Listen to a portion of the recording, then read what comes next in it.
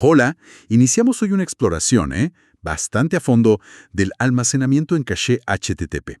Algo que opera medio escondido, ¿no? Detrás de escena en la web, pero que es, bueno, absolutamente clave para cómo funciona todo. Tenemos una base interesante para charlar hoy, guías detalladas de gente como John Alderson, la documentación técnica de Mozilla, MDN, artículos más prácticos de sitios como FlashEdge, Mulstad y, bueno, discusiones de desarrolladores también. Una buena mezcla. La misión de hoy es tratar de entender cómo funciona este caché realmente, por qué es tan vital para cualquier sitio o aplicación. Y lo más importante, cómo no meter la pata. Porque los errores acá pueden frenarlo todo. Es como descubrir la plomería oculta de la web, ¿viste? La que hace que el agua llegue rápido o, bueno, o no llegue. Exacto. Y no es solo un tema para, digamos, los súper técnicos. Entender esto pega directo en qué tan rápido siente alguien que carga una página, también si un sitio se la banca, se aguanta un pico de visitas inesperado, cuánto te cuesta mantenerlo andando, e incluso cómo lo ven los buscadores. O sea, afecta a todo, realmente. Arranquemos por lo más obvio que nombran las fuentes. La velocidad. La velocidad. Una de ellas lo dice clarito. Agarrar algo desde la caché del navegador es, casi instantáneo. Compara eso con los 100, 200, hasta 300 milisegundos que puede tardar solo conectar con el servidor. Multiplica eso por la pila de archivos de una página y bueno, la diferencia es gigante. Y esa velocidad no es solo una sensación linda para el que navega. Métricas como las Core Web Vitals de Google, esas que miden la experiencia real, dependen muchísimo de esto. Y esas métricas, bueno, influyen directo en cómo te posicionas en los buscadores. Así que más rápido no es solo mejor para la gente, también para que te encuentren. Otro punto que es vital, la resiliencia, la capacidad de aguantar. Pensé en un escenario de mucho tráfico, un Black Friday, una oferta bomba, una noticia que se hace viral. Si una caché compartida, como un CDN, por ejemplo, puede servir el 80% o hasta el 90% de los pedidos sin jorobar al servidor principal, este servidor solo tiene que manejar una fracción chiquita de la carga, y eso evita que el sitio se caiga justo cuando más gente lo necesita. Zafás del colapso. Tiene toda la lógica. Y después, claro, está el tema de la plata, el costo. Cada imagen, cada archivo CSS que se sirve desde una caché es un recurso que no está usando CPU en tu servidor, no está haciendo consultas a la base de datos y sobre todo no está gastando ancho de banda del servidor de origen que suele ser lo más caro. Mejorar un poquito ese cache hit ratio, el porcentaje de aciertos, puede significar ahorros muy reales, ¿no? Especialmente si tienes mucho tráfico. Sí, totalmente. Y volviendo al SEO un segundo. Además del impacto de la velocidad, que ya dijimos, un buen caché ayuda a los robots de búsqueda, como el de Google. Si Googlebot ve que un recurso está bien cacheado, que no cambia a cada rato, no pierde su tiempo, su presupuesto de rastreo, como le dicen, pidiéndolo una y otra vez. Puede usar ese tiempo limitado para encontrar páginas nuevas o meterse más profundo en el sitio. Es eficiencia para ellos también. Ok. Entonces, rápido, robusto, ahorra guita y ayuda al SEO. Un combo interesante. Pero, a ver, ¿dónde pasa todo esto? ¿Dónde vive el caché? Las fuentes hablan de un ecosistema, no de un solo lugar. Cierto, no es una sola cosa. La primera línea, digamos, es la caché privada. Esa vive en el navegador de cada persona. Guarda cosas solo para esa persona. Y ojo, que incluso dentro del navegador hay como dos tipos. Una caché de memoria súper rápida, pero que dura lo que dura la pestaña abierta. Y la caché de disco, que sí persiste entre visitas. Y como es privada, puede guardar contenido personalizado si el servidor le da permiso. Bien, eso en mi compu. Y más allá, entre mi navegador y el servidor original. Ahí es donde entran las cachés compartidas. Estas se sientan en el medio y sirven a muchos usuarios. Acá entran los proxies, que a veces usan las empresas o los proveedores de Internet, y sobre todo las redes de distribución de contenido, los famosos CDNs. Ah, claro, Cloudflare, Akamai, esos. Esos mismos. Tienen servidores por todo el mundo, cerca de la gente para entregar el contenido más rápido. Y también están los reverse proxies, como Varnish o Nginx, que se suelen poner justo delante del servidor original para protegerlo y acelerarlo. Entonces, La diferencia clave es privada para mí solito, compartida para un montón de gente. Así sería. Exacto, y eso tiene consecuencias importantes. La documentación de MDN lo dice bien claro. Las cachés privadas sí pueden guardar respuestas personalizadas si el servidor usa la directiva private, pero las compartidas, por defecto, no deberían guardar nada que sea específico de un usuario. Imagínate el lío, se podrían filtrar datos. Solo podrían si se usa public explícitamente, pero hay que andar con mucho cuidado con eso. Entendido. Cuidado con lo que se comparte. Y mencionan también, creo, cachés dentro de la misma aplicación. ¿O entendí mal? No, entendiste perfecto. Incluso antes de que la respuesta salga del servidor hacia Internet, las aplicaciones suelen tener sus propias cachés adentro. Pueden guardar resultados de base de datos que se piden mucho, pedacitos de HTML ya listos, datos de sesión, cosas así. Se usan herramientas como Redis, Memcache, y la lógica de cuándo usar esa caché es de la aplicación misma. No se controla directamente con los encabezados HTTP que vamos a ver ahora. Son otra pieza más del rompecabezas del rendimiento. Bien, o sea que tenemos varias capas. Navegador, CDN, proxy, aplicación. Un montón. ¿Y cómo se les dice qué hacer? Especialmente a las que sí entienden de HTTP, como el navegador o el CDN. Las fuentes apuntan fuerte a los encabezados HTTP. Ahí está la posta. El control posta está ahí. El servidor, cuando manda una respuesta, una página, una imagen, lo que sea, incluye estos encabezados. Son como instrucciones para las cachés. Y el encabezado rey, el panel de control principal, como lo pintan varias fuentes, es caché control. Caché control. Suena a que manda él. ¿Qué tipo de órdenes puede dar? Principalmente maneja dos cosas grandes. Una es la frescura, o sea, cuánto tiempo una copia guardada se considera válida, vigente. Y la otra es el almacenamiento, quién puede guardarla y cómo. Para la frescura, la directiva más común, la que más vas a ver, es maxH igual a n.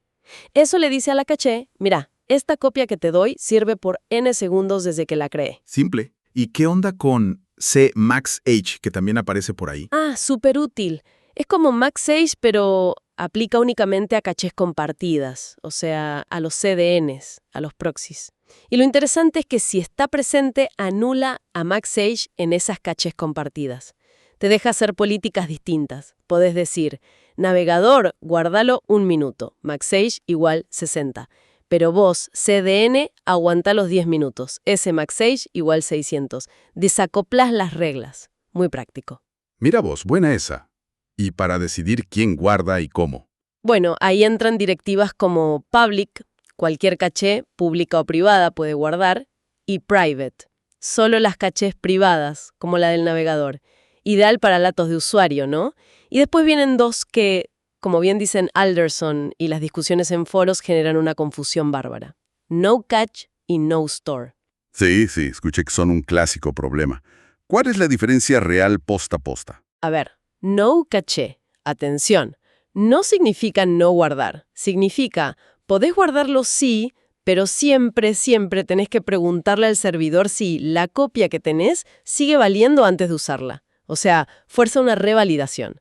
En cambio, no store sí significa lo que parece. No guardes esto, ni en memoria, ni en disco, ni en ningún lado. Nunca jamás. Es mucho más restrictivo.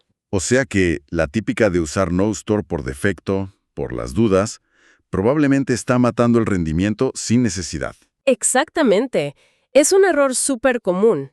Si solo quieres asegurarte de que el contenido esté fresco, no caché, combinado con validadores, que ahora vemos, suele ser muchísimo mejor. No store es para cosas muy sensibles, tipo datos bancarios que no quieres que queden flotando por ahí. Ah, y también está Most Revalidate. Es parecido a no caché, pero más estricto. Si la copia se puso vieja, tenés que revalidar sí o sí. No puedes usar la copia vieja ni aunque el servidor dé error o no conteste. Es más seguro en algunos casos. Vale, clarísimo. Entonces, Cache Control dice cuánto dura y quién guarda. Pero, ¿qué pasa cuando se vence el maxage? Cuando la copia se pone vieja, stale, como dicen. ¿Hay que bajar todo el archivo de nuevo sí o sí? No, por suerte no. Y acá entra la magia de la eficiencia. Para eso están los encabezados de validación. Los dos principales son eTag y Last Modified. Son como etiquetas que el servidor le pone a la respuesta cuando la manda. eTag es una especie de huella digital, un código único para esa versión específica del contenido. Last Modified es más simple, la fecha y hora de la última vez que se modificó. ¿Y cómo ayudan a no tener que bajar todo de nuevo? Explícame eso. Fácil, cuando el navegador o un CDN tiene una copia vieja y necesita chequear si sigue sirviendo porque usaste no cache o porque el MaxH se venció, no pide el recurso entero de nuevo. Hace lo que se llama una solicitud condicional. Le manda al servidor la eTag que tiene guardada en un encabezado que se llama if non-match o la fecha last modified en if modified since. Ajá, le dice, tengo esta versión. Exacto. Y el servidor recibe eso y compara esa etiqueta o fecha con la versión actual que tiene él.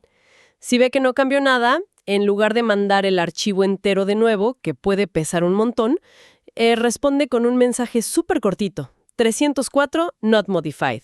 Código 304. Sin cuerpo, sin el archivo. Es como preguntarle al servidor, che, ¿cambió el documento desde esta versión que tengo? Y que te responda un simple nope. Ahorra una cantidad de ancho de banda y tiempo impresionante. Clarísimo. Eso hace que no caché no sea tan terrible para el rendimiento si el contenido en realidad no cambia tan seguido. La validación es barata. ¿Hay algún otro encabezado clave que tengamos que conocer? Bueno, mencionan expires, que es la forma antigua de HTTP 1.0 de decir la frescura con una fecha y hora exactas. Pero si usas catchcontrol.maxH, que es lo recomendado, expires generalmente se ignora.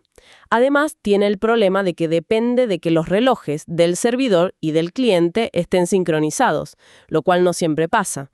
MaxH es mucho más robusto. Y después está Vary. Ese es importante también. ¿Vary? ¿Para qué se usa ese? Suena variado. Justamente, sirve para decirle a las cachés, ojo, que la respuesta para esta misma URL puede ser distinta dependiendo de algún encabezado que venga en la solicitud del cliente. El ejemplo típico, el que siempre se da, es Vary, Accept Encoding.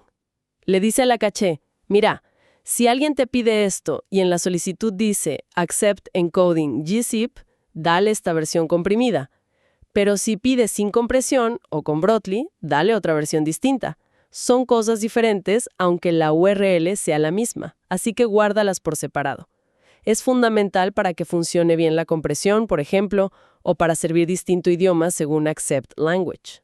Suena útil, sí, pero recuerdo que las fuentes advertían sobre usarlo con cuidado. Sí, totalmente. Es poderoso, pero te puede jugar en contra si lo usas mal. Poner Vary User Agent, variar según qué navegador pide, puede hacer que la caché guarde miles de copias casi idénticas, una para cada versión de Chrome, Firefox, Safari. Te fragmenta la caché mal y pierde toda la gracia. Y Vary Cookie es todavía peor.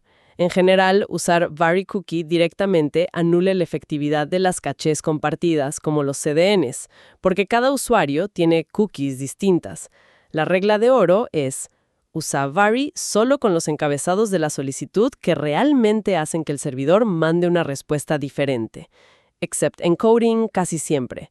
Accept Language a veces. Otros con mucho cuidado. Entendido. Hay que ser preciso con Vary. Bueno, cubrimos bastante sobre cómo se controla esto, pero mencionaste errores comunes antes. ¿Cuáles son los tropezones más típicos, además de la confusión entre no cache y no store? Hay varios. Uno grave, que puede dejar a la gente varada en contenido viejo, es usar mal immutable. Immutable le dice al navegador, este archivo en esta URL exacta nunca va a cambiar.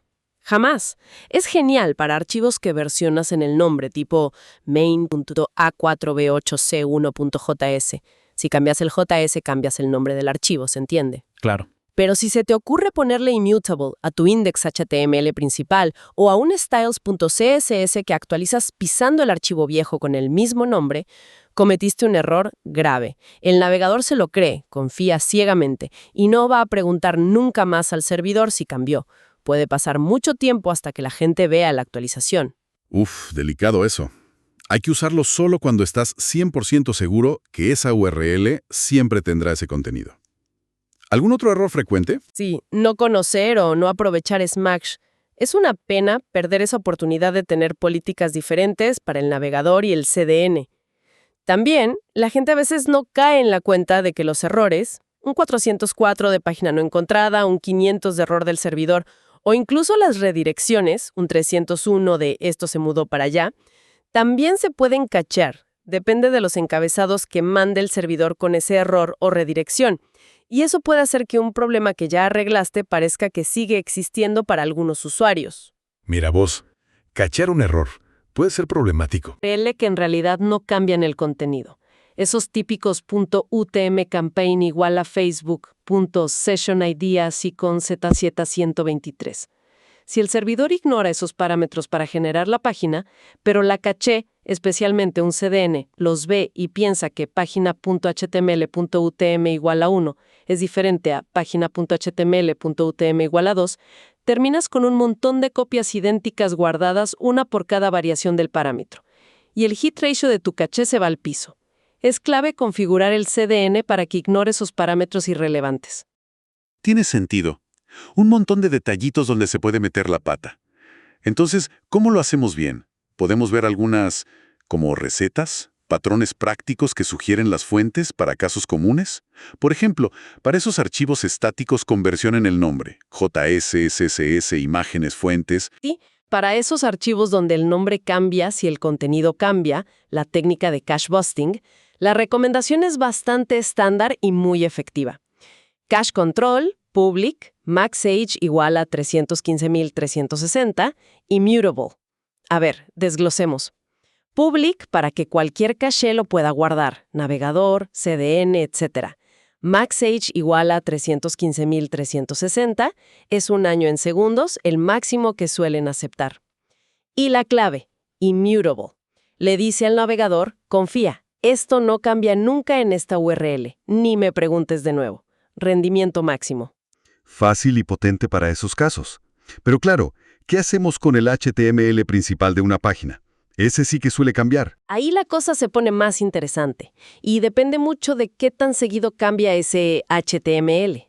Si es algo muy dinámico, como la portada de un sitio de noticias que cambia a cada rato, podrías usar algo como cache control public maxage 60, smaxage 300 y siempre mandar un e-tag. ¿Qué significa? El navegador considera la copia fresca solo por un minuto, maxage 60, el CDN la aguanta un poco más, 5 minutos, smaxage 300, y siempre se usa el e-tag para validar eficientemente. Además, podés sumar directivas como stale while revalidate 60. Eso le permite a la caché servir la copia vieja, que acaba de expirar, inmediatamente mientras pide la nueva en segundo plano. Mejora la sensación de velocidad. Y también stale if error 600, ponele. 10 minutos. Si el servidor original falla, la caché puede seguir sirviendo la copia vieja por ese tiempo. Te da resiliencia. Interesante combinación. ¿Y si es contenido que cambia menos seguido? Ponele un artículo de blog, una página de documentación. Ahí podés ser más agresivo con la caché del CDN, porque no cambia tan frenéticamente. Quizás algo como cache control public maxage igual a 300 es maxage igual a 86.400 con e-tag. Fíjate, el navegador sigue refrescando relativamente seguido, cada 5 minutos, pero el CDN se guarda la copia por un día entero. Es maxage igual a 86.400. Esto le quita una carga enorme al servidor de origen. Pero, y este es un pero gigante, necesitas sí o sí tener una forma de purgar o invalidar esa copia en el CDN cada vez que publicas un cambio en el artículo. Si no, la gente vería la versión vieja durante un día entero. Claro, la invalidación del caché se vuelve crucial cuando usas tiempos largos en el CDN. Entendido. ¿Y qué pasa con contenido privado? Una página de perfil de usuario, por ejemplo, que solo debería ver esa persona. Private, no cache y siempre incluir un e-tag. Private asegura que solo la caché del navegador del usuario, que es privada, pueda guardarlo. Nada de CDNs o proxies compartidos. No cache fuerza al navegador a revalidar siempre con el servidor antes de mostrar la página, para asegurarse de que está viendo sus datos correctos y actualizados. Y el E-Tag hace que esa revalidación sea súper eficiente si nada cambió. El servidor responde 304 y listo. Nunca, nunca uses MaxH para contenido autenticado o muy personalizado. Perfecto. Tenemos las estrategias. Pero, como decíamos, una cosa es configurar todo esto y otra es saber si de verdad está funcionando como esperamos. ¿Cómo verificamos? Las fuentes, Alderson, Molstad, insisten mucho en la depuración. Es que es fundamental. Si no medís, no sabes si estás mejorando o empeorando. La herramienta número 1, indispensable, son las herramientas de desarrollador del navegador, las DevTools. La pestaña Network o Red. Ahí tenés que mirar la columna de tamaño o size. Si dice From Memory Cache o From Disk Cache, listo, se sirvió desde la caché local del navegador. Si muestra un tamaño en KB o MB, es que se descargó de la red. Y también mirar el código de estado HTTP. 200 significa que se descargó completo. 304 significa que se validó con el servidor y como no había cambiado, no se descargó el cuerpo. Ok, eso para el navegador. Y para saber qué hicieron las cachés que están en el medio, el CDN, el proxy. Ahí tenés que ponerte a buscar encabezados HTTP específicos en la respuesta que te llega al navegador. Las cachés intermedias suelen añadir los suyos. Busca el encabezado H. Si está, te dice cuántos segundos hace que esa respuesta esté guardada en la caché compartida que te la sirvió. Y después hay otros encabezados no estándar pero muy comunes. Xcache, típico de Varnish o Squid, o CFcache status si usas Cloudflare.